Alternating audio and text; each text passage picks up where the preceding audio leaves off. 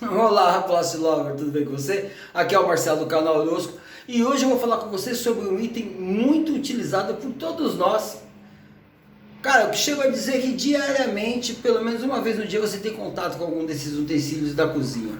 E é uma coisa do nosso uso. Mas diz aí, que materiais que são confeccionados? As espátulas, escumadeiras, as conchas, aquelas colheres grandes para pegar arroz, mexedores de salada, uma infinidade de outros utensílios utilizados na cozinha, né? A modernidade e o favorecimento de se transformar os termoplásticos pelos métodos que nós conhecemos, injeção, extrusão e tal, favorece que você ganhe design na confecção desses utensílios. Mas diz aí, a gente corre algum risco ao utilizar esses utensílios? Será que os materiais que são utilizados nesses utensílios são os mais adequados mesmo? Será que a gente não corre nenhum risco à nossa saúde, ou de modificação do gosto, ou do cheiro, né, do aroma do alimento? Será que não vai fazer mal? Tem uma história bem interessante que eu quero contar para vocês, que quem vivenciou foi a minha irmã. A minha irmã Simone Orozco, ela é técnica em plástico, fez engenharia, fez pós-graduação em gestão de negócio, mestrado em Master Business Administration, né, fez essas coisas todas aí. E num dos atendimentos que ela teve, ela se deparou com a seguinte situação. Um dos materiais do portfólio da empresa que a Simone trabalhava, né, que era bem flexível, parecia um silicone, na verdade, que não tinha aprovação para o uso com contato com alimentos, tá certo? A área de atuação, o nicho de técnico que esse material pertence era outra área e não o contato com alimentos, tá certo? Mas tinha uma empresa que fabricava essas necessaires, as bolsinhas que a gente coloca um monte de tranqueira, também são usadas para colocar estojo de coisas da escola, tal, né? Ou maquiagem, as mulheres, ou alguns caras também. Então essa empresa que produz necessaire, essas bolsinhas, resolveu usar o material para fazer alguns desses utensílios domésticos que usamos na cozinha. Porém, eles não questionaram se poderiam mesmo usar aquele material para o uso com contato com alimentos.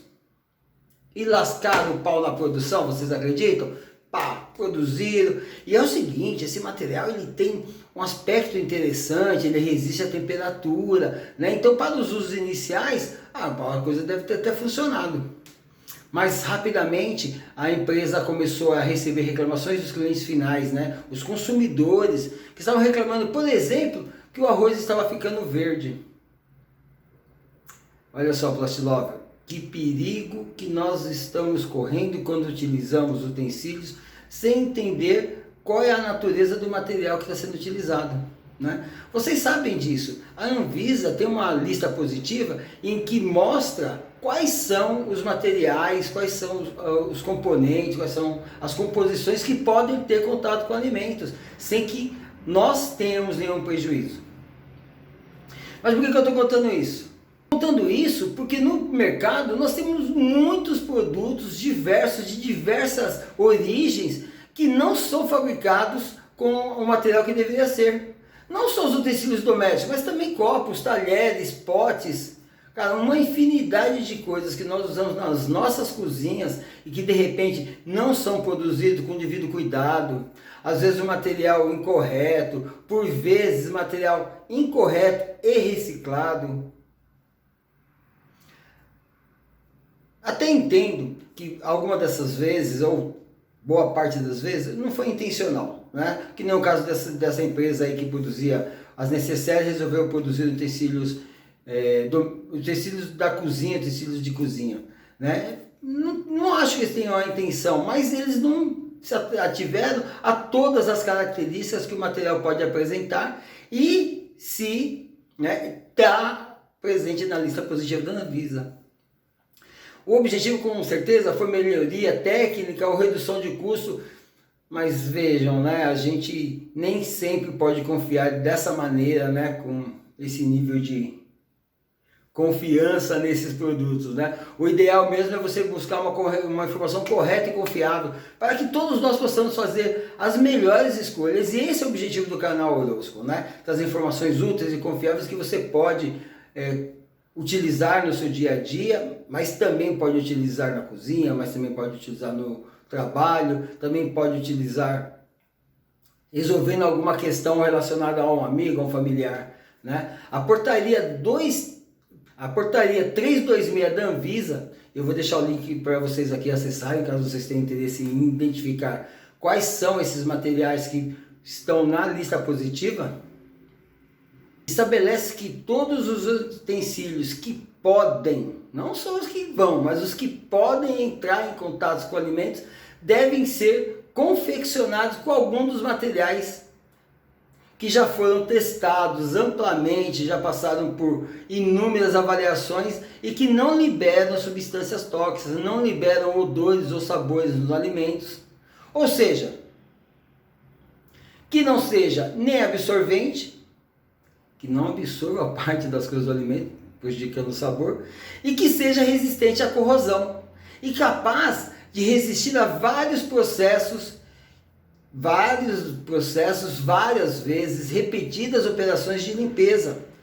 Limpeza e desinfecção, porque olha só, a gente não só retira o resíduo, a gente passa sabão, a gente esfrega com a esponjinha, e prefiram lavar com o lado amarelo, o lado mais macio da esponja, né? Às vezes o material tem resistência baixa ao risco, e isso pode provocar algumas frestas e rugosidade, ou outras imperfeições que vão terminar por prender, deixar resíduos de alimentos ou outras coisas, né? Vai saber, naquela região, que pode ser até sabão, detergente, algum produto que você usou mesmo para higienizar, né? Então, quando você passa um abrasivo, né? Aquela parte verde da esponja lá, e ela vai acabar riscando, isso pode comprometer também a vida útil do utensílio. E quando você faz esse tipo de higienização, você pode lavar várias vezes. E o material que a Anvisa permite, e o material que está na lista positiva da Anvisa, já tem esses testes dizendo que ele suporta esse tipo de trabalho, que ele não libera componentes para os alimentos, mesmo em temperaturas elevadas, que ele tem resistência à corrosão, que ele tem boa estabilidade dimensional frente à exposição térmica, porque uma vez a gente cozinha a temperaturas elevadas, mesmo aqueles alimentos cujas temperaturas sejam maiores, molho de tomate, o caramelo em calda, né? Vocês sabem que o açúcar e molho de tomate tem uma temperatura um pouco acima dos 100 graus para os estados de ebulição, que é o estado que a gente espera para fazer lá o rango, não é verdade?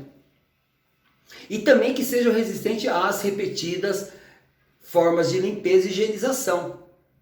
Sobretudo quando você faz a lavagem, lembre-se, utilize o lado mais macio para lavar os plásticos, porque quando você lava com o lado mais áspero, você cria rugosidades, frestas, riscos, e essas aberturas que são originadas da fricção do abrasivo, vai acabar retendo alimentos daquela região, e aí você vai ter alteração na função do utensílio, né? Ele vai começar a apresentar um odor característico de resíduos de alimentos.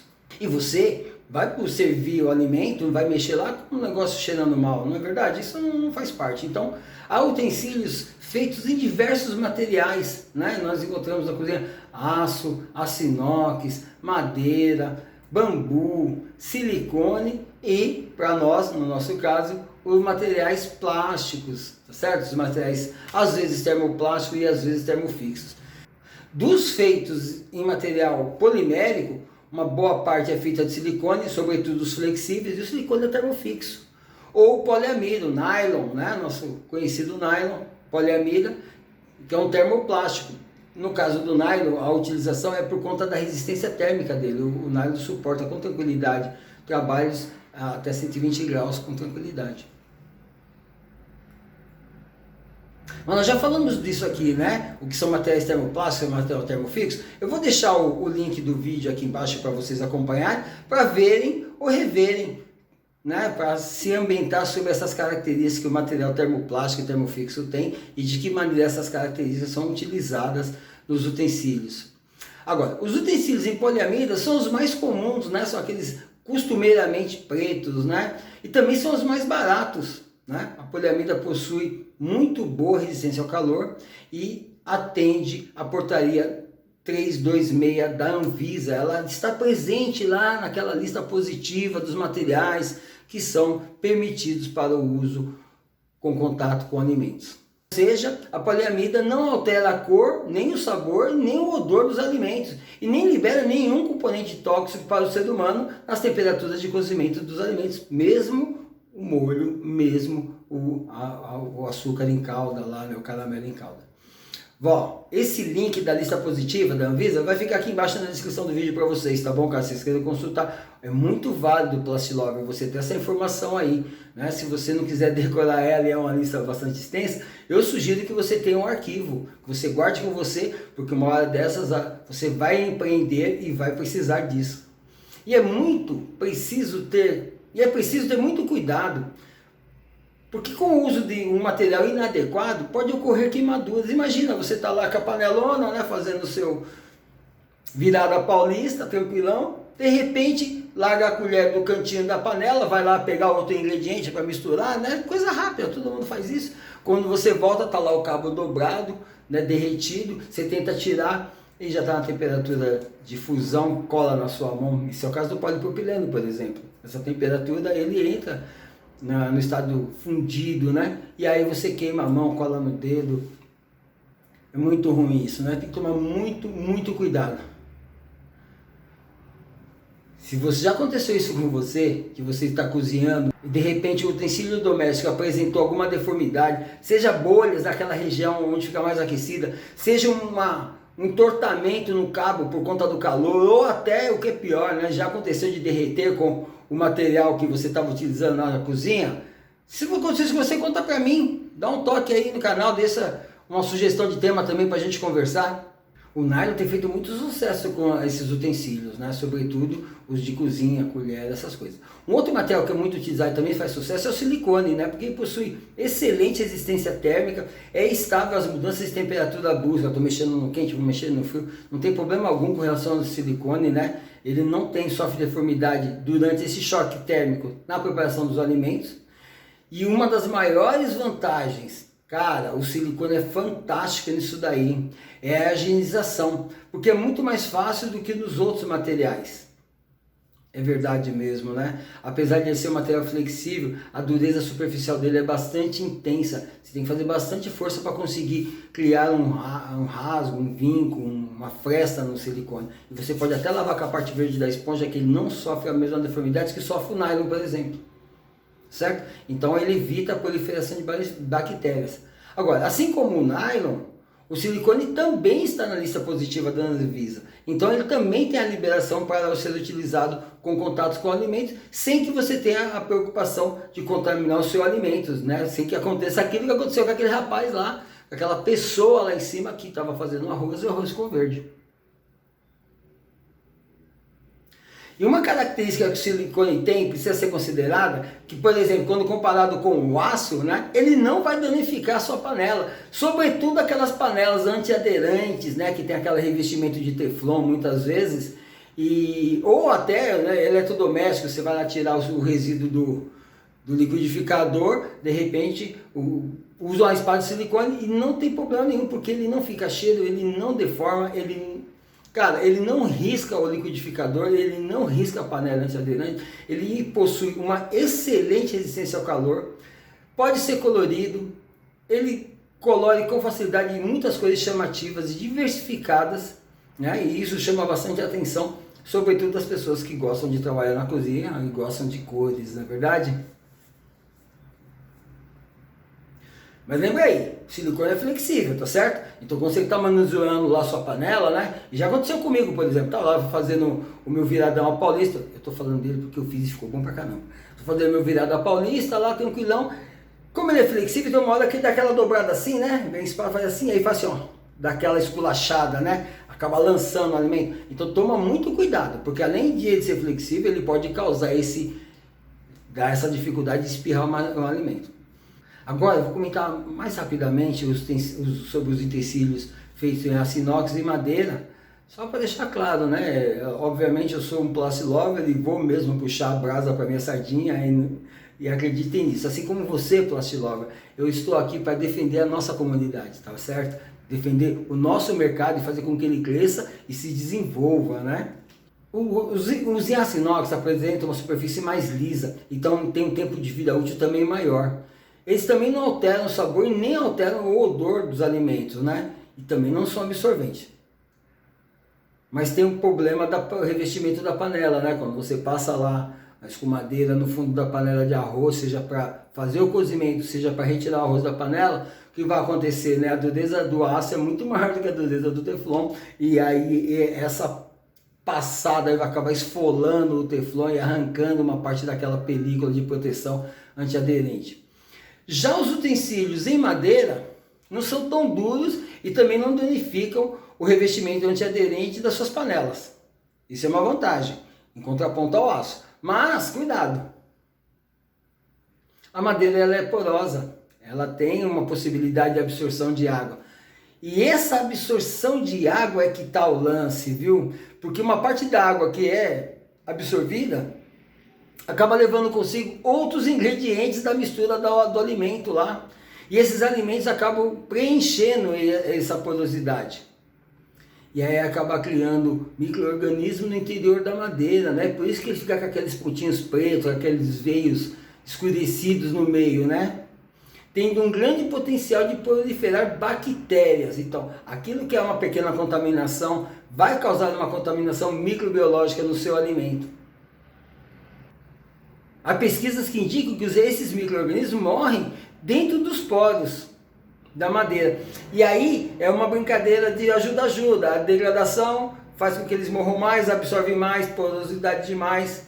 E os utensílios de bambu, e o bambu agora é o auge da moda, né? Muitos dos utensílios vindos da China são em bambu e não tem nada demais utilizar assim como da mangueira, de madeira, tá certo? Provavelmente com os mesmos inconvenientes e as mesmas qualidades.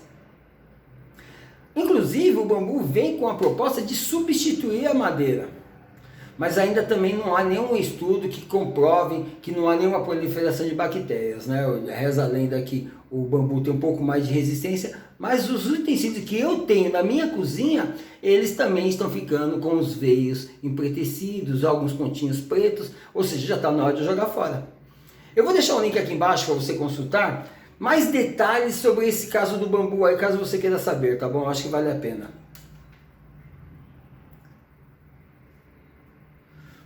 E o mais importante de tudo, o utensílio, quer seja de poliamida, silicone, aço inox, madeira ou bambu, ele pode ser encontrado desses mesmos materiais de maneira combinadas entre si, né? A parte de que tem contato com o alimento de um material e a parte do cabo com outro material. E quando você pega no cabo, muitas vezes o cabo não é de poliamida, é de polipropileno. E aí você tem que prestar mais atenção ainda no uso. Porque o polipropileno, como eu falei agora há pouco, cara, ele não resiste à exposição térmica desse nível. Ele não tem resistência a alta temperatura. Vai acontecer de ele encostar na panela aqui, ó, e logo, né, esmorecer, né? Pode chegar até a fusão, escorrer. E você, se não tiver bem atento, na hora de fazer a pega da espátula, pode acabar queimando. Pode queimar sua mão, pode pingar no fogo, pode pingar no fogão. O polipropileno, ele tem uma característica de quando ele entra em estado de fusão e você toca na parte aquecida, ele puxa fio e cola na outra parte. Então se ele pingar no fogão, você tentar limpar, ele vai colar na sua mão. E o que a gente faz então? Verifica as recomendações do fabricante, verifica qual é o material que está sendo utilizado. Lembra lá quais são os legais? Silicone e poliamida. Se você usar um utensílio e observar que está ocorrendo qualquer alteração de cor no alimento, ou sentir um cheirinho que não é o ideal, que não é aquele que você esperava que a sua comida ficasse, cara, pode parar com isso aí. Abandona esse utensílio, tira ele de lado, entre em contato com o fabricante, procura saber se a informação que você leu lá na recomendação dele é verdade, né? Verifica se aquele material que está sendo demonstrado como o de fabricação do produto está na lista positiva. Você tem um link aí, guarda ele vai ser muito útil para você. E se ele não participar da lista, não use, tá bom? Percebeu que apareceu algum cheiro diferente no seu alimento, alguma cor diferente? Abandona o uso, porque isso pode te fazer mal. Cara, não dá para dizer com todas as letras que vai te fazer mal. Porque cada componente, a depender da temperatura e do ambiente que está sendo utilizado, vai liberar uma quantidade de elementos. E se esses elementos forem liberados, eu estou falando dos materiais que não foram aprovados para o contato com o alimento lá na Anvisa, tá bom? Os que não foram aprovados. E esses elementos são os diversos, e a gente não tem como saber qual a quantidade deles, não tem estudo sobre isso ainda, e o quanto mal esses elementos fazem para a gente. Então é assim, pegou, comprou lá o utensílio, olha a recomendação do fabricante. Material de confecção, poliamida, beleza. Material de confecção, silicone, beleza. Aço inox, madeira e bambu, aí fica a cargo de vocês utilizarem, tá bom, gente? Tem os inconvenientes, tem as qualidades boas e acho que vale a pena que a gente considere aí a relação custo-benefício antes da utilização. Gostaram do vídeo? Tem alguma dúvida sobre esse assunto? É um assunto bastante complexo, né? Nós falamos de bastante temas aí que se relacionam com esse assunto. Se você tiver alguma história para contar lá na sua cozinha, que você estava fazendo o seu cozimento da comida e de repente aconteceu alguma coisa relacionada com o material polimérico que você está utilizando, cara, compartilha com a gente, tá bom? Não deixa que as pessoas não saibam disso. Compartilhar informação é fundamental para nós da comunidade Plastilover. Você sabe disso, Plastilover? Você precisa dessa informação e eu estou aqui para te ajudar nisso, tá bom? Deixe o seu like no meu vídeo, faça isso, nós dependemos do like. Compartilhe o nosso canal nas suas redes sociais. E ó, um grande abraço do Orosco e até o próximo vídeo.